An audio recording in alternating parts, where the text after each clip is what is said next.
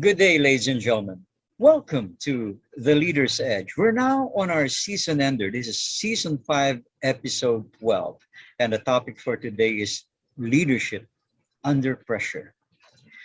As we all realize, leadership is essential in managing people and achieving both personal and corporate goals. It would not be something that you could just stop under any circumstances because people look up to us when we are the leaders. So how do you lead under pressure during the time of a crisis, especially just during this time of the pandemic? Our speaker is a public relations, human resources management professional. He's a resource trainer, motivational speaker, MC, moderator, facilitator, broadcaster, writer, lecturer with the Colegio de San Juan de LETRAN, a past PMAP president in 1998, and wow, former judge of the prestigious MABUHAY Awards during 2014. He's also a TV radio host for Good Job Philippines. That's on DZRJ 810 on the AM band and RJTV every Saturdays from 11 a.m. to 12 noon. And of course, on DZRH, a show called My Trabaho. That's 666 on the AM band. And of course, on RHTV every Sundays from 5 to 6 p.m. Ladies and gentlemen, let us all welcome to our virtual stage Mr. Barbie L. Atienza. Barbie? Hello, hello. Good day, good day. Thank you very much for having me in the show, Dino. And I'm quite excited. And I'd like to congratulate you for this wonderful show that's been on live stream or on streaming for how long now? Well, we've been on for more than a year and been through 5 seasons. We're about to begin season 6. Now, the system is not on an annual thing, but on the number of episodes. So Right. we're about to enter season 6. There you go. Congratulations and good job. I'd like to start off by asking you a question because I personally know that you have been through so many challenges and struggles. You're an amazing person to learn and grow from. So let me start by asking, what does leadership under pressure mean to you personally? Well, I'd like to start off by putting it in the right perspective, Dino. I think leadership is leadership. It is essential to any interaction or any management of any organization. You know, managing is a big challenge. That's one. But part of management is leadership. But if I may take a look at that another perspective, leadership is even a bigger ball game than management itself. I'd like to say, well, management is optimizing the use of various resources that any organization, any society, any country has. I mean, you're talking about financial resources, you're talking about equipment, you're talking about processes, systems, and you manage it by trying to optimize what it can do best or most so that it can help achieve or help the company or the organization achieve its goals. Now, leading is part of managing, but it specifically focuses on one valuable resource. And in my book, at any time, the most valuable, not only resource, but the most valuable wealth or treasure of any organization, any society, or any country. And I'm talking about people. And people are always managed best and being driven best by good leadership. And leadership, therefore, is essential at any circumstance, at any situation. And particularly now that we're putting it into context, we're talking about leadership under crisis, especially, most especially during a time of crisis or challenging times, trying times. Well, I mean, we've been through many of that, but I guess there's really very few, if ever any, that can compare to the current crisis that we are all undergoing globally. That's this pandemic. Yes, leadership is essential. It is critical at any point in time. But I would think I would have to agree with you in picking out the topic. It is even more important during a time of crisis like this. Barbie, I know that in your own case, you have had to juggle so many. I mean, I look at your resume, and I realize, when does Barbie get to breathe? When does Barbie get to pause? How does Barbie find time to relax? Because you juggle so many activities. So here's my question to you: how do you manage to keep your composure, your sanity? What keeps you anchored? You know, because times are really difficult now. A lot of people do work from home. We're in fact busier now because we don't let people into our homes just like That's that. correct. That's true. That's true. Very true, So, Dino, indeed. Well, for one thing, I'm an old man in a hurry. My against the advice of many of those who love me and have been taking care of me. You know, just a little trivia, a little story about myself. In 2012, I was diagnosed with a very serious ailment, and that was a pancreatic cancer, and it was diagnosed as in on its stage on its fourth stage, very critical. And as a matter of fact, even if they were reluctant, I had to badger with my oncologists and my physicians and ask them how long I had. And they all agreed, all four of them, five of them, all agreed that textbook cases would show that if you had pancreatic cancer, which is the most aggressive, most complex type of cancer there is, and especially at stage 4, chemotherapy was not good for you. Radiotherapy was not good. They tried surgery on me, which was supposedly Whipple's, very complex procedure as well. But it was an open shot case because they couldn't go into the tumor that was in my pancreas. So open and shut. They all agreed that normally or usually in a case like mine, um, a patient would have about 3 to 4 months max to survive. All right. And that was in 2012, a good 9 years ago, a good 9.5 years ago, and I'm still around. What I did say, what I did pray for at that time was that, Lord, if you only give me 3 months to live, the only thing I ask for is not for you to extend it, but for you to give me a chance to use whatever you have gifted me with in that short span of time and maximize it. And I thought what the Lord really gave me then, or the greatest gift, one of the best gifts that He bestowed on me, was the ability to tell stories. I could um, I could relate different thoughts, theories, stories, tales.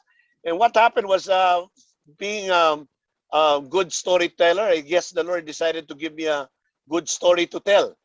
And that's what I promised. I said the rest of the time that I had left, I'd like to go around, and as a communicator as I am, I wanted to share all the things that He has given me, the life that He has gifted me with, how gracious, how glorious He is, and to glorify Him.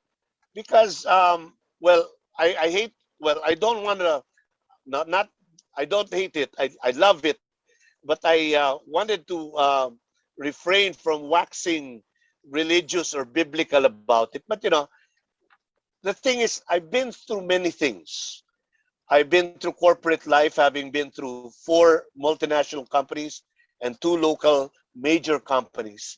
I've been through human resource management for a good 3 decades and a half. I've been through broadcasting. I've been through communication. I've been to public relations. And while they were all very fulfilling, they were good. I mean, it was very good for the soul. But still, you there was still something you kept on looking for. And I saw this not only in my case, but in the case of many people I've associated with. Some of them apparently or appeared to be the most successful people professionally and financially, but still they were searching. And one of the things that struck me was that bottom line is if you do things in accordance to God's will, everything will turn out for the good. And you know, the satisfaction, the contentment that you're looking for, you will find. Romans 8:28.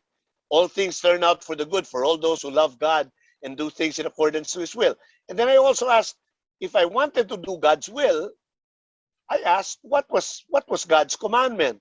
And he summarized it very simply. And that you find in Matthew 22 and also in the Mark. And he says, the greatest commandment is to love the Lord your God with all your heart, with all your strength, with all your soul, and to love your neighbor as yourself. That means to serve him through our neighbor with everything that we've got. And if I do that, I said, then I would have fulfilled this commandment. And when I fulfill his commandment, that's when you realize the fullness of life. That's what kept me going on through all the crises, through all different things. Apparently, well, I do get tired, especially after that bout with a health problem. Also uh, uh, occasional breakdowns here and there. But what keeps me going on is that thinking that, we live on borrowed time, and that borrowed time you have to maximize. And the way to optimize it is to serve.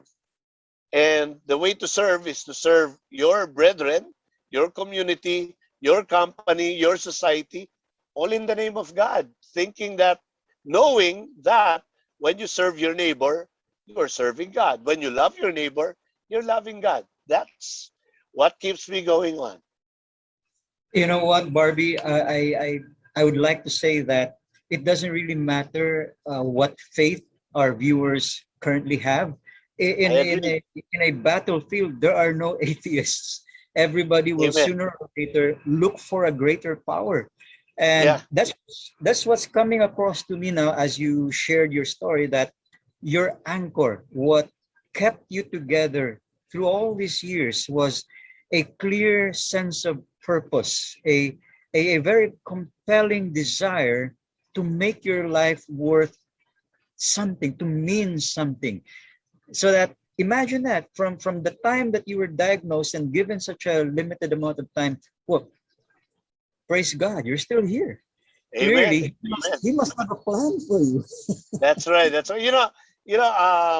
Dino, in interacting with different people, you mentioned about atheists. I've met several people who claim to be atheists, but when I get to talk with them, somehow, somewhere out in there, I find that they also look up to a supreme being. And I think that's part of human nature. I mean, I wonder if there is really, if I would meet a person who's really authentically and purely an atheist who doesn't believe there is a supreme being, there is no God. And I said, what happens when you die? You dress him up, and what do you do? What do you put in his tombstone? All dressed up and nowhere to go. That's quite a sorry state. I mean, I believe, I agree with you. I mean, it's not really anchored on religion, but it's really having faith on and believing. And I think that's again a basic part of human nature. We believe in somebody who's more supreme than any one of us. Amen. And I'm not just saying that because I'm a believer myself, but I'm saying that because to so many of our viewers right now, we're hearing news reports of people ending their lives out of a sense of hopelessness. But if we acknowledge the fact that regardless of what our faith is, inside every human being is a God-shaped vacuum just waiting to be filled, to give us that Amen. sense of purpose. Um, if we look at, for example, some of the great leaders who are serving the world right now, they're the ones who have this immense fear of God, this immense belief that they're answerable to a greater power. So let me ask you a question, because I'd like to sort of follow up on what you've been saying about how you've kept yourself anchored. No? Like, if there are ways for a leader, for example, to practice some sort of preventive measures to, minimize pressure, so that they could function better, what would they be? In other words, Barbie, let me ask, how does somebody who's such a live wire like you relax? I mean, how do you relieve some of that pressure from being a leader? Um, you know, when you're into it for a purpose, I guess that's the bottom line. Whether you're a leader or a follower, not to turn this into a faith discussion, a faith show, but I think it's really being anchored on a very clear sense of purpose. When you find that sense of purpose and center in it, you know, everything, it doesn't become a burden, doesn't become work. You know? But of course, there are physical and mental limitations. Well, it's really very important. I think it's very mandatory for everyone, especially who are in leadership roles, to have a well balanced quality life. You know, there are things. There's always a time for everything, and you'll always have to allocate that. You don't find time to rest. You don't find time to for recreation, for relaxation. You make time for it. Basically it's laying down the limited time that you have, which is the great equalizer. Everybody has what, 24 hours a day, 7 days a week, 525,600 minutes a year. And whether you're old, you're young, you're rich, you're poor, everybody has that same amount of time. It's a matter of really laying it out and planning it out, you know. Um, the feeling of pressure, it doesn't go away because the pressure is there, and pressure is good. It's a matter of perspective on how you would face and handle these pressures. That's what I believe. You're pressured also, you have a pressure of being able to do what you have to accomplish within the same amount of time that Dino, that Dinah has, all of us have, diba? And that's pressure, and that's real pressure.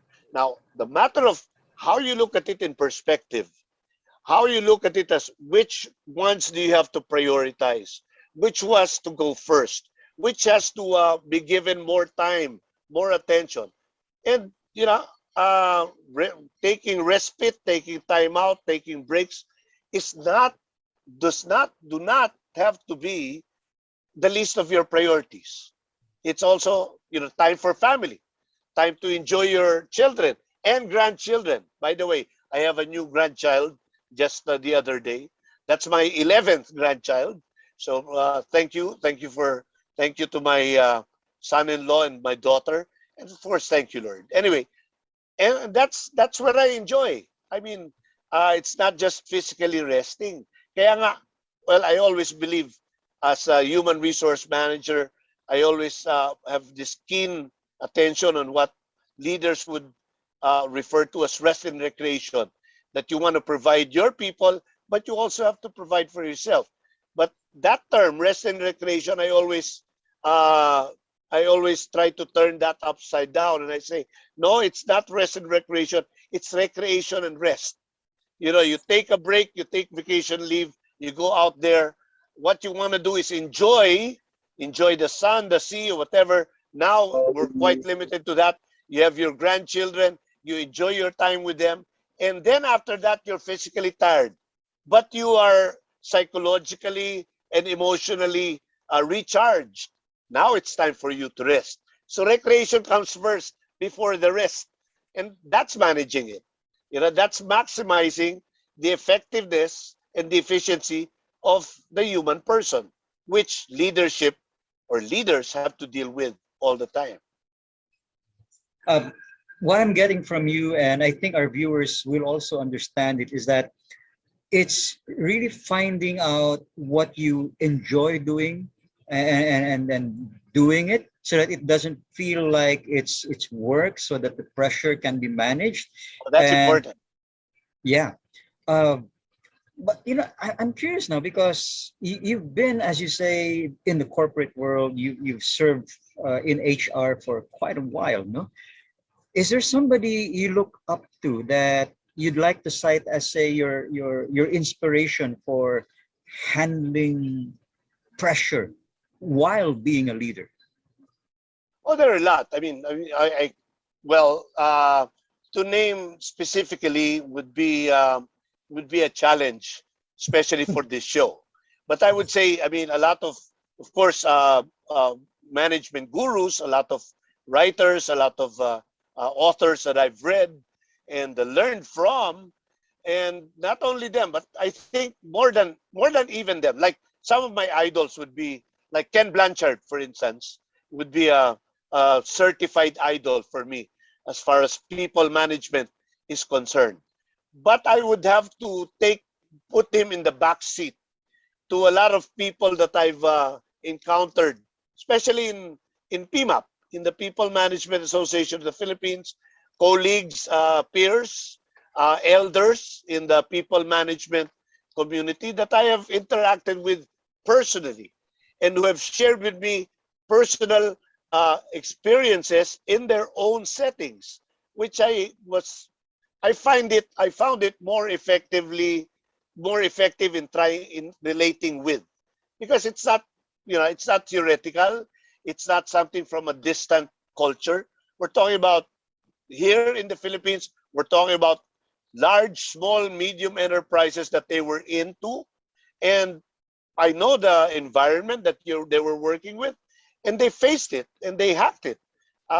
Again, it would be a disservice for me to name a few, so I will dispense of that, because there's so many, and a lot of them are still active to this day.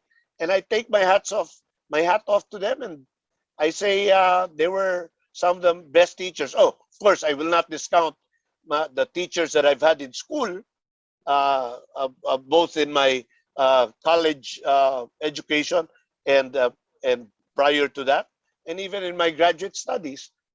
These are people that I look up to. I may not be able to manifest it as much as I really want to, or they deserve to be treated, but they're people that I look up to and learn from. Well, I'm so pleased that you mentioned that, Barbie, because on this particular show, just to remind our viewers, and I will be putting some links here within this episode so that you can review some of their interviews. We have already interviewed, for example, Obet Policarpio twice Past for president. for season 1 and for season 5, and several other past presidents of PMAP. Because you're right, they do know what they're talking about, even as you know what you're talking about, because Dina, siguro, the principle I'd like to underscore there is the value of networking. We're talking about leadership during crisis. And I tell you, if I was to talk with any leader now and ask me some tips on how to cope with the current challenges of the crisis, one thing is keep your networks alive. Because there will be times when you feel that the answers aren't there. You're groping in the dark. And the next thing, of course, prayers will be number one, top of the list. But next to that, hang on to people that can help you, who've been there, done that. Well, in this particular case, in this pandemic, nobody has, except if you have a friend from 1918 who's gone through that previous pandemic. Right now, everybody's searching for answers. Everybody's groping in the dark. I mean, who do you hang on to? Who do you cling on to? Of course, there's family, there's loved ones. Next to that, your network. Kaya even before, people would ask me, why spend a lot of time with your professional group? Why do you love PMAP so much? Why do you love PSTD so much, PRSP so much? That's a public relations society. Because this is the network that keeps me professionally alive. That's what I believe. Well, that's wonderful as a series of advice that you're giving to our viewers, because it's true. No? If we haven't learned to pivot now, then we're already way behind. And it's not to forget that some of our personnel are critical to our operations. You mentioned a point about recognizing those who can really help you maintain your network.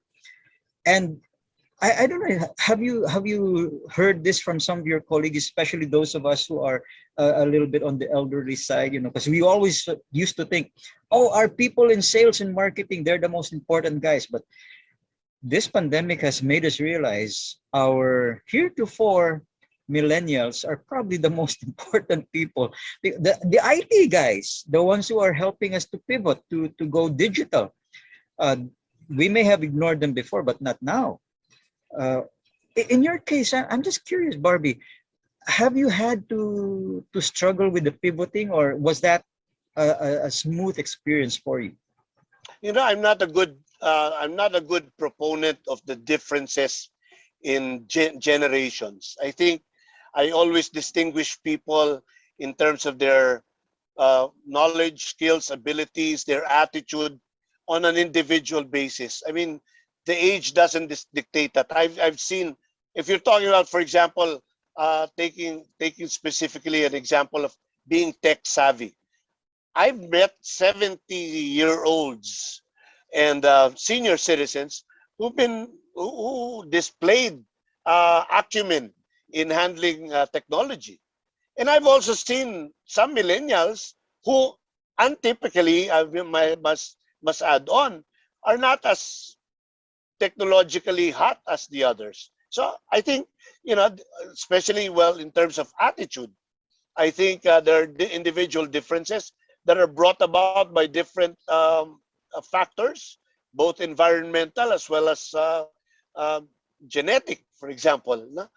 Things that they've learned from where they grew up, how they grew up, the people that they've mingled with.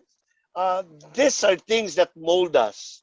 Okay, the times contribute to it because of the situation, and we human beings have this very keen ability to adapt to the times. That's why we're still here. That's why Homo sapiens are still here. The dinosaurs did not have that ability. That's why they became extinct. You know, but we have a way of coping with that. But admittedly, the natural trend is when you have learned so many things already in life, and you think you've been relatively personally successful in life, the tendency not to be as open and as absorptive of new things is a reality. You know, you can't argue with success. If I think I've been successful, it would be harder for you to convince me to get into social media or to get into new things like uh, uh, uh, virtual webinars and all that stuff. I would always still say, until this very day, I still have my biases, and I would still admit, you know, given the choice between face-to-face seminars and online webinars, which I've done quite a few already since this pandemic has started, I would always still go to the good old-fashioned, true blue, face-to-face physical interaction. No? But then, stops, rude interruption that we had, a lot of us were forced to. Not that we wanted to, but we were forced to good. We had to adapt to it. We had to learn. Zoom was there. Video conferencing has been there for decades. But since when, at least, you know, more than siguro, maybe about more than 80% of us using Zoom now has never tried video conferencing before this pandemic. But now we do. So, well, we people uh, have that ability to adapt, and adapting to it is not a matter of just the age. Well, it's a factor, but it's not the tell all of it. You could be whatever age as long as you're open, but that's a difficulty. The openness to change, and again, leadership plays a role in that, in influencing, because that's what leadership essentially is all about, influencing the behavior of your followers. And we're able to influence their behavior to adapt to change, to embrace change, then you've already won half of the battle. You know? I agree. It is wonderful that this current crisis is actually the great leveler, where for once all generations agree Wi-Fi is part of our basic needs. Oh yeah. Oh yeah. Except Yeah. maybe for some people in government who are supposed to take care of it. Oh, I hear you. I hear you. So I'm just wondering, because you have such a great bird's eye view about what's going on in industry, even in not just in one industry, but in various ones, because you're also in broadcast, you're in HR, you're in people management. Um, are there pitfalls? You know, are there common pitfalls that leaders fall into when they're under pressure? that they should have seen coming, for example? Well, yeah, the most common and basic pitfall is losing vision, losing focus, and going wayward. I always think it's very important for us to have a good vision of where you want to go. You have to know what your dream is, what your star destination is. If you lose focus of that, um, there are possibilities. There are slim possibilities that you could still hit it. You know, in Tagalog we call it alachamba, by chance, by a stroke of luck. I mean that happens, sure, but it's a lot better when you know where you're going to. When you know your dream, it's difficult, if not impossible, to make a dream come true if you do not have a dream and you don't know what that dream is. And then we know that we've learned in school that the shortest bit distance between 2 points is a straight line. And a leader has to know what that straight line is, has to see what that straight line is. Although reality bites, as you try to tread along that straight line, you'd find out that it's necessary for you to take detours. It's necessary for you to encounter obstacles, barriers, things that would sometimes really get you to uh, almost despair. So one of the things is that, of course, losing hope is a very big, major pitfall. But I'll tell you, even worse than having that pitfall is the pitfall of losing vision of where you want to go, where you want to take your team, where you want to lead your people to. I think that's very important. Thank you so much for sharing with us that particular insight, because uh, we are in such dire need of a vision of direction right now. And I'm not just talking about the situation in our country, but globally. Everybody needs that because we need strong leadership, especially during this time. So I was just wondering, if leadership is not about running away from pressure, but moving towards it because people look up to us, is there a point at which you would, for example, say even leaders need to back off and uh, Sure. get perspective? The Chinese, of course, everybody knows, or I guess you're familiar with the Chinese saying, one step backward and two steps forward.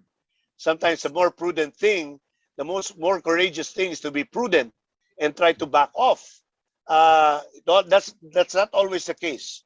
I think in most cases you'll have to face your fears head on, but there are cases where it calls for backing out and having a better perspective, better picture of the whole, better view of the whole picture, so that you can be able to address it more effectively. So true. I mean, it's not being less courageous. It's not being a coward to back off. You choose your battles.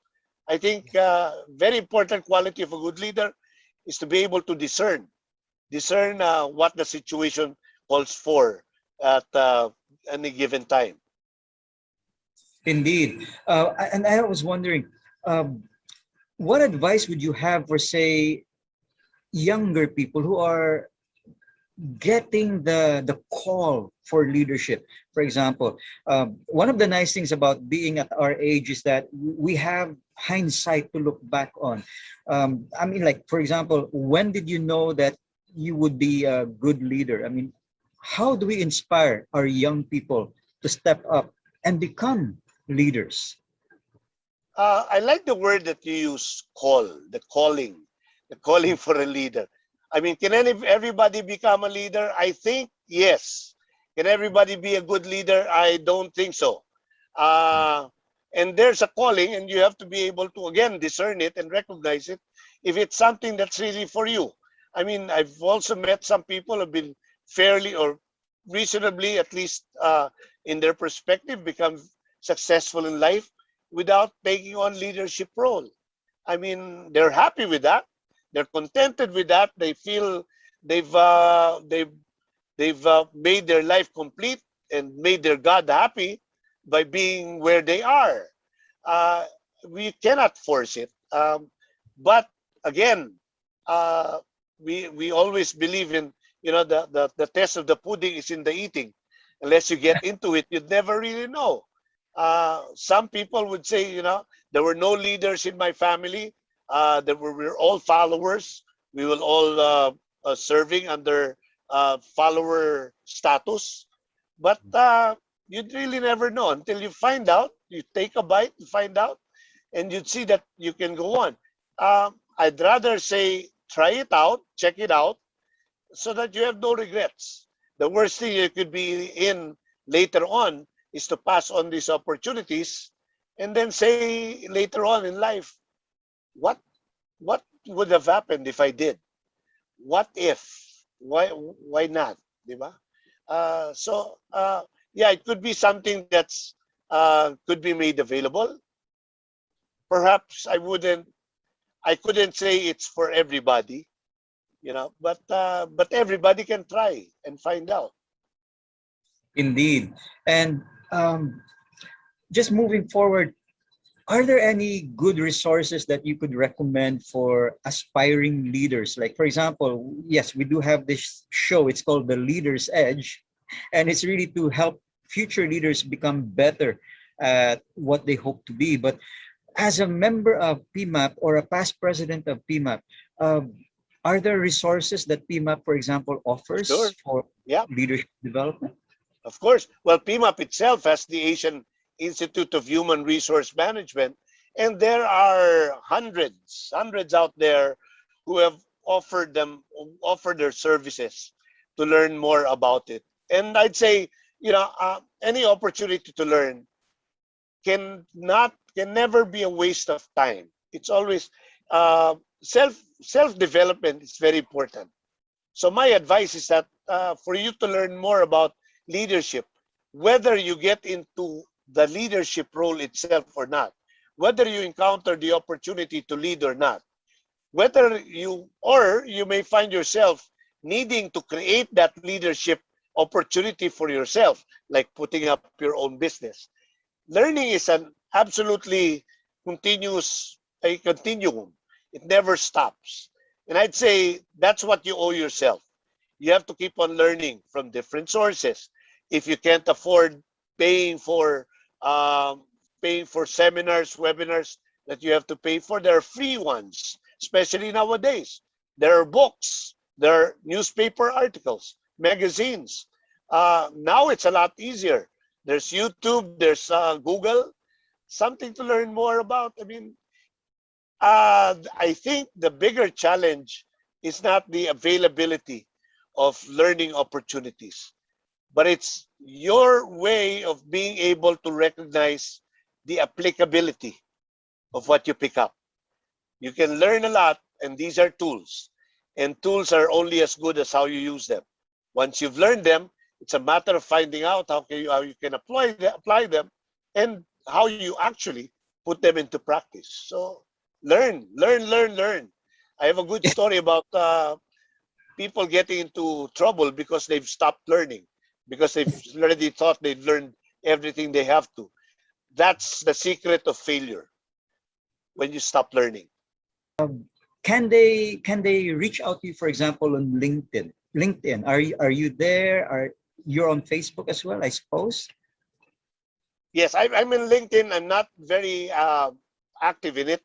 I'm more active in Facebook, and well, they can reach me as well, either on Facebook or you can also drop me a line on email. My email's Barbie Atienza at mbulletin. That's Manila Bulletin, mbulletin.com.ph. I can even give you my number if you want. I'm not shy about that, so that's okay. And then, of course, always I invite you to come and watch us and participate in the show. That's Good Job Philippines every Saturday morning, 11 a.m. on DZRJ 8:10 a.m. and also on Radio Bandido TV. That's channel 224 on Sky. And then on Sunday afternoons, if you miss me on Saturday morning, catch me on Sunday afternoons at 5 p.m. over at DZRH and RJTV on a program called My Trabaho at 5 p.m. Yeah, I would be it would be my pleasure. As long as time would allow, I'd be happy to chat with you and help you out if I can. Or I always look at that as an opportunity also to learn from you. So to our viewers out there who are HR professionals or HR leaders, do listen to what Barbie is saying, because he is not just a broadcaster, but he's also a very good training facilitator as well. So if you need to reach out to him to provide learning opportunities for your people, especially in how he has managed to deal with the stress of being a leader, reach out to him on Facebook, through his shows on the air. And I'm sure Barbie would be more than happy to provide training for your people. So Barbie, that's what we live for. On behalf of my fellow hosts on this show, we'd like to thank you for taking time out to be here with us in this particular season ender. Finally. Yeah. On a personal note, ladies and gentlemen, this is a particular source of fulfillment for me as the host, and I won't say this in every episode that we have, but I'd say this about this particular show. I am so honored to be able to interview Barbie finally, because once upon a time I was his guest on his radio show, and I remember how honored I felt to be on that particular show. My pleasure. I'd like to thank you, Dino, for having me on your show. It's such a pleasure, really, as well. Oh, and by the way, I'd like to share with you, Barbie, that in episode 2 of next season, we'll be having Sunny Coloma as well. Is that right? Okay. So he's a very good colleague. Yeah. He's also one of my mentors as well. Cool. So, ladies and gentlemen, as we end our season ender, and as we benefit from the experiences of leaders and inspiring individuals like Barbie Atienza, I'd like to invite you to season 6, episode 1, where we talk about learning how to stay organized with Karsten Lay as our guest. And he will be interviewed by no less than Boom San Agustin. So as ever, do click on like and subscribe, and remember that learning is a never-ending journey with limitless vistas. Good day, everybody. Good day, Barbie. Bye. Yeah, thank you so much. God bless.